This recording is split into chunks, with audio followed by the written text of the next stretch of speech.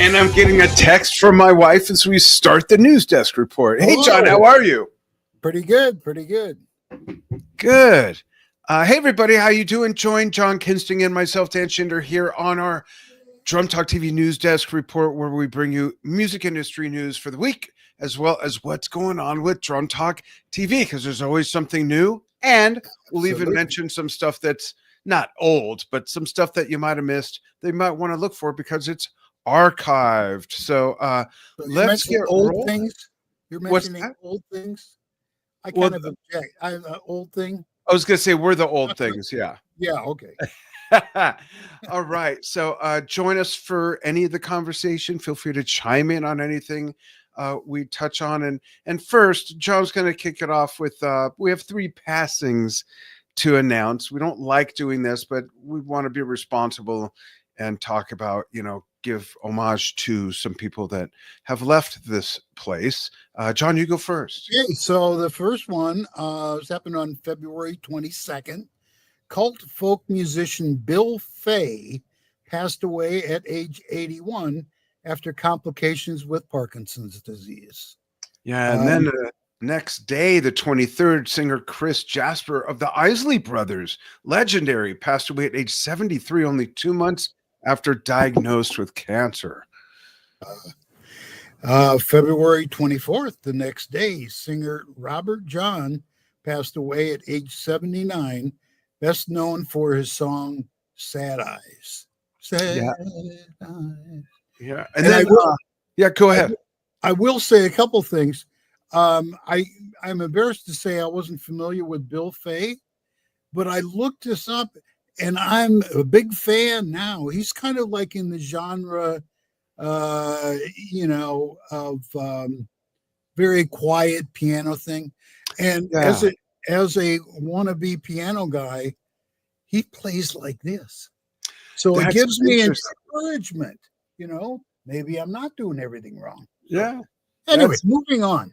That's interesting. Leave that last part for Carol to decide. So this day in music, February 27th, 1983, after 14 weeks at #1 on the U.S. singles chart, I Will Always Love You gave Whitney Houston the longest ever U.S. chart topper, taking over Boyz II Men's hit End of the Road, and became the second biggest selling single in the U.S. Recorded by Houston for the soundtrack to her film debut, The Bodyguard, the song quickly became one of the world's best-selling singles of all time. And a little side note from me for the late, great Whitney Houston, still, I really think she absolutely did the best rendition of our national anthem at a sporting event or otherwise. I mean, it was just incredible. Oh, are you talking a specific sporting event?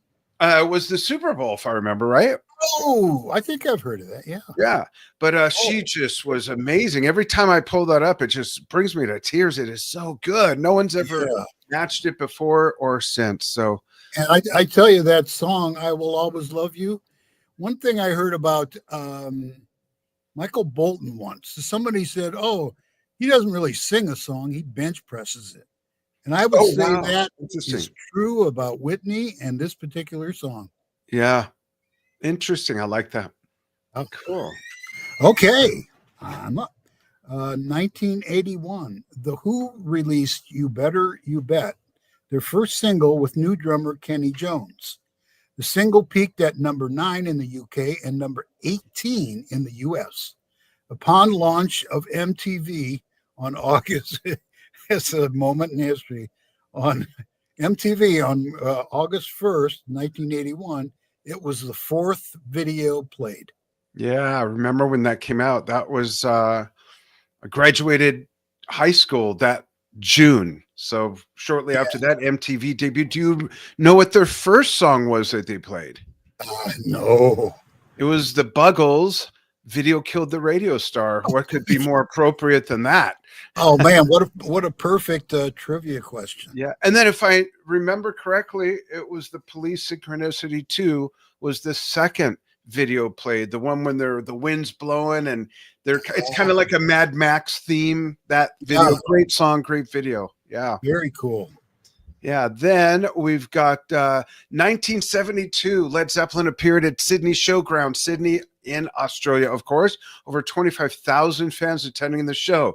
Jimmy Page appeared clean-shaven, having shaved off the beard that he had grown since the summer of 1970, which you could see on the 1970 tours, where he had a big black beard, big mustache. So he returned back to his boyish face for this amazing appearance in Australia. I believe their first time, if I remember correctly. Right. Cool. 1964. The Rolling Stones made their second appearance on BBC TV show Top of the Pops, performing their latest single, Not Fade Away. Do you remember when that came out? I was one. I kind of don't remember. Oh yeah, I was like you were like 3. Yeah. Yeah. No, I saw that in looking this up. I saw when the Stones first appeared on the Mike Douglas show. Oh, wow. Oh, man, there's the archive for you. Wow. Yeah, I used to watch the Mike Douglas show. I don't remember that, but I do remember Parliament on the Mike Douglas show. How weird is that? Yeah, I remember that. Yeah. So some Drum Talk TV news for you folks. The Neil Peart Drumming Challenge in our membership site, which you can participate in even if you're not a paid premium level member, ends tomorrow the 28th at 11:59 p.m. Pacific time, US. Members of Drum Talk TV Brilliance, and I'll put this in the chat in a moment, members of www.drumtalk.tv Brilliance who have a premium membership can send it as many videos as they want. If you're a free member, you could send up to 2. Still pretty cool. And we are asking that you play, well, we're demanding that you play 2 actually officially released songs, which won't get muted or pulled. There's over 20 submissions in there already, which is really cool. Oh, wow. First, second, and third place winners can win music store gift certificates valued at $125, $75, and $50 respectively. You can submit videos of yourselves playing along, not just to hits, but really deep cuts. Anything. There's some really neat stuff in there. In fact, I'm going to play our promo video real quickly. This is what it's all about. You got about a day and a half left, folks. Check it out. February is our For the Love of Neil Drumming Challenge month. Drummers want to honor Neil with a chance to win a gift certificate to one of your favorite music stores? Neil, of course, was and will always be one of the most influential and legendary drummers of our time. From 1974 with his debut on Rush's second album, Fly By Night, through their decades-long career to Clockwork Angels, you can pick any songs you want to play to and submit. The Neil Peart Drumming Challenge submissions are open from February 1st through 11:59 p.m. Pacific Time, February 28th. Here's how to play for a chance to win. Step 1. Decide which Rush songs featuring Neil you want to play to and submit. This is anything from any album other than their first. These can and must be play-alongs to the official recordings. And don't worry, they will not be muted or pulled from our platform. Step 2. Record videos of yourself in horizontal mode playing to your selections, 1 song per submission. Step 3. Submit your videos in the Drum Talk TV Brilliance Showcase. It's free and so easy a drummer can do it. Hey, you know what I'm talking about. Step 4. Your videos will be reviewed and graded on these 4 categories, which are explained on the submissions page. Here's what you can win. First, second, and third place winners get a gift certificate to their favorite music store and a Drum Talk TV shirt, picked from 36 designs. Don't miss out. Join us in honoring Neil Peart. Yeah, join us. Get your videos in. There's some heavy competition, some great playing, and great selections of songs as well. And Brian Tichy, Luke Calderola, and Jason Gianni will be helping with the judging. So get your stuff in. John, you're up. I can't wait to see those videos. Okay, here's a reminder. The next game show is Tuesday, March 4th, 6 p.m. Pacific, 9 p.m. Eastern. $50, cha-ching, worth the prizes for each round. And I will testify, hey, I participated. Yeah. And I got my tchotchkes too. These are fun, right? They're fun. Oh, very much fun. 3 rounds are Woodstock history trivia, and I would win that, of course. Probably. 70s prog and 80s hair metal. The RSVP, and the link is right here in the chat. Yep, I put it in the chat. Okay, so you follow that link. Yeah, check that out, folks. Next, All right, oh, the next and one's yours too. yeah, two in a row. Ding.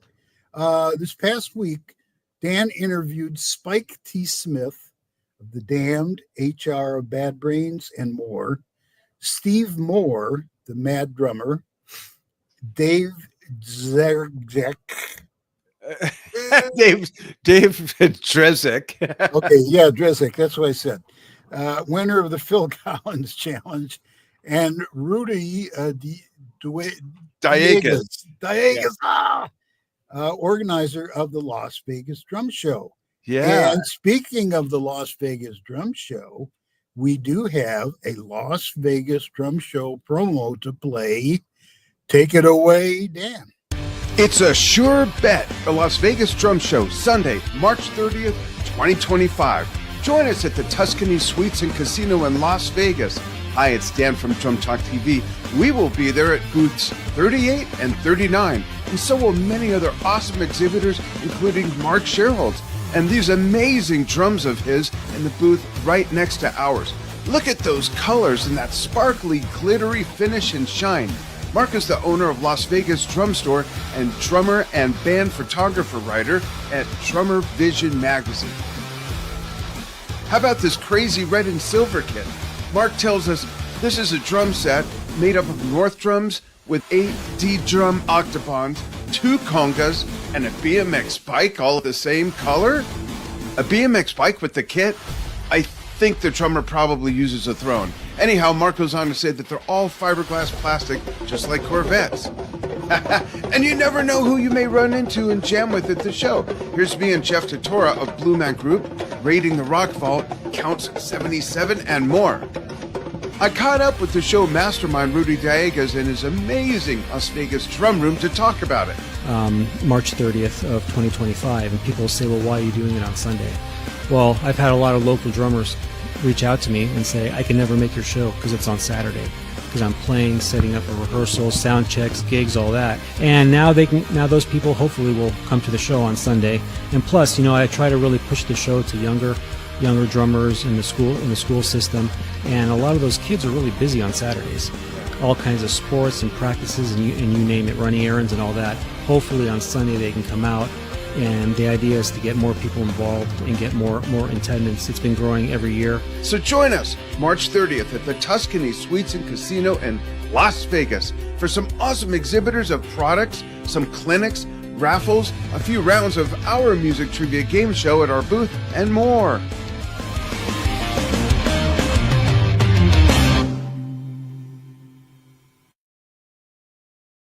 Yeah, baby, that's going to be fun. And big announcement, John Kinsting will be one of our 2 correspondents there, going around the showroom floor doing interviews with makers of awesome gear and people in attendance, as will be the guy that made those killer kits you saw, Mark Sherholtz. His daughter Sam is going to be with us as well. Excited about that. And that red kit, I just talked to Mark the other night, that red kit is going to have all black hardware and all black heads. Even the conga drums will have black heads, which is really cool. And this is rare. He's actually was very challenged finding the 8-inch black heads. And I won't even tell you how much the conga heads were. Beautiful kit. I guess he'll have the bike there as well. I can't wait to see it. And it's in the booth right next to ours, both those kits. And who knows what else Mark will bring as well. Yeah. And by the way, having the event on Sunday, I think that's genius. That's very good. Absolutely. Steve said that too. Like, it just makes so much sense. Yeah. And Mark is bringing his daughter, like I said, to help us with. She's 8 years old, but I'm sure she'll do a great job. No, I'm kidding. She's not. She's in college. And we're real excited to have both you and Sam there, and a couple other people to be announced working the camera techie part of everything. Some 8 years olds are in college. Yeah, that's true. I went very early. Yeah. Also, our friends Styx and of course Damani Rhodes over at Drum Tracks is offering a 5-day shed camp challenges where people, even if they're already good drummers, in fact this is for more advanced drummers, can learn more about the Core 4 techniques. The next 5-day challenge is March 17th, and people can use our referral link, which I'm going to put right in the chat as well, just loaded with info. Hey, I see Donna. Hey, Donna, thanks for chiming in from Detroit, Michigan. Maybe not that far from where John Kinsting is. Look out your window. Do you see Donna there? Oh, hi, Donna. Oh, yeah, way over there. Johnson, Michigan. And then, so yeah, let's see a video of what this is all about. This is really cool. I don't understand why can't I play it fast? Hold on, wait. Yo, bro, what are you working on, man? You sound frustrated. I'm trying to get better at falling around the kit. I have the ideas in my head, but every time I go to speed it up, your left hand starts dragging behind it. Everything falls apart. Exactly. I mean, I know all my rudiments, but when I try to go faster, this limb just shuts all the way down. All right, here's the deal, man. It really has nothing to do with the rudiment that you're trying to play. It's the fact that you haven't mastered the core 4 techniques. The core 4? And that's why it all starts to fall apart when you try to speed it up. What's that? Single strokes in both hands, double strokes in both hands, singles and doubles in your right foot without a double pedal, and also linear patterns, which is basically just doing singles and doubles between your hands and feet. If you don't have these locked in, your rudiments, your solos, everything is always gonna feel shaky. So how do I fix that? There is a challenge that's been designed for drummers just like you. And the whole point of this challenge is to simplify how you practice and focus on what really matters, which is these core 4 techniques. Whoa, less is what you need to be saying to me right now. How do I join? Yo, bro, it's simple. All you gotta do is just click the link around this video and you'll be able to learn more and even sign up for the next Head Camp Challenge. Oh, man. Yeah. I got to check that out. I have to check that out. Yeah, check it out. These guys are really good, and they're really good, if I could use the word, teachers as well. So the link's in the chat, folks. Yeah. Check that out. And John, why don't you kick us off with, do you have to go to the bathroom or you have a question? Count on me. Call on me. Call on me. Okay, John. Just to be a nitpicky guy. Yeah. You included the URL. And then you said capitalization matters for D and drum, T and talk, and TV. Right. No. It's case sensitive in this case. For not in the URL, it isn't. Well, the promo code. The promo code is. Okay. Yeah, the promo code is case sensitive. Okay. Yeah. I thought I was going to be a wise guy. I love when people give an email address and they tell me it's all lowercase. It doesn't matter. I got it. I was and I say it's at sign lowercase as well. Anyway, why don't you kick off our music news? Music news. Sam Fender released his 3rd album, People Watching. Speaking to Sunday Times, Fender revealed that he has piles of new material at the ready, going so far as to show his phone to the interviewer and previewing dozens of demos. He really wants to sell this. He also really wants to have his 4th album be a punk rock album. He'll be performing at the Brit Awards this Saturday and touring the UK and Europe this summer. That's cool. Spike T. Smith, you could jump all over that. Be the drummer on that album. You'd crush it. That'd be cool. Let's see. Back some more Jimmy Page news. This is more current, though. Jimmy Page and the Black Crowes have released their 1999 sound check recording of the Led Zeppelin's The Lemon Song. This will be included on their expanded 25th anniversary. God, that was 25 years ago already. 25th anniversary edition of their live album, Live at the Greek, a venue I frequented very much growing up in Los Angeles. It's coming March 14th, right around the corner, along with other sound check recordings of Custard Pie, You Shook Me, 10 Years Gone, and Jam. That's a neat thing to come out with to commemorate 25 years of that. I can't believe that was 25 years ago. Where does the time go? Tell me about it. All right. On March 24th, we will see the 50th anniversary release of the Wings album. And November 4th, we'll see the release of Paul McCartney's book entitled Wings, the Story of a Band on the Run. A description of the book notes that is organized around 9 Wings albums, implying the narrative begins with 1971 Ram and also includes the 76 triple live recording Wings Over America. The volume contains 150 black and white photos. I would say some of them probably done by Linda Eastman. Probably. Yeah, she was a photographer. Yes, yeah. Of which many are unseen. and it focuses on many iconic stories of the band's history. That's a neat item. Yeah, Yeah, that's cool. love Wings. Yeah, I wonder if that's gonna be out on vinyl or just disc or what. So much stuff is coming out on vinyl now, which is really cool. Yeah. So it's icebreaker time, and folks, we invite you to participate in the icebreaker. John asked the icebreaker last week. I'll ask it this week, and it's basically just a fun question that we ask each other, and my turn to ask, but we invite you to answer as well, whether you're watching live or seeing us on the archive, if you've made it this far. And I did not have time to think of one, so let me just think real quick. Here's one. John, if you, being a drummer, if you could play drums with any band for one big show, what would it be? What band? God. Oh my God, this is so easy. Oh, This is so easy. wait, let me guess. Fran Fartenheimer and the Frankfurter Thieves. Oh man, no, but it's close. Okay. It's this polka group called Tower of Power. Oh, wow. I listened to Tower of Power from day one, and that's my favorite group. Now, I will say that David Garibaldi just left the group. I believe it. Yeah, that's What right. a massive talent. Oh, Yeah. I was kind of hoping to slide into the slot, but red tape. Have you inquired, or Carol won't let you go that far past the front lawn? What's up? Both are true. Mine would be, Yeah. the only reason mine's hard is because it's a toss-up between two bands, because I just know their music so well, and they're my two favorite bands. There's 18 other bands I could choose, but between excuse me, Led Zeppelin and Yes, I think I'd have to go with Led Zeppelin. They were my first concert. That was life-changing for me. Went from wanting to be an oceanographer to being a professional drummer. So I guess it would be Led Zeppelin. Yeah. Excellent. How about you folks? If you're a drummer, and even if you're not, everyone's a drummer inside somewhere. What band would you want to do one big show with? We'd love to know. And that's our February 27th news desk report. That's a mouthful.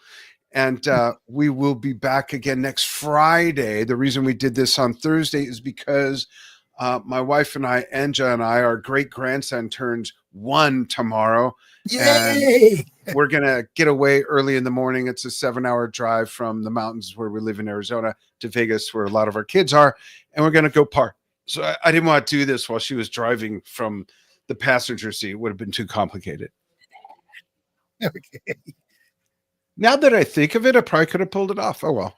But we'll be back next Friday, All right. March 7th. Ooh. No, we won't reschedule. I was going to say March 7th is kind of a personal holiday, but we'll do it on the 7th. That's 17 years ago. I met my wife on a blind date, and now I can see.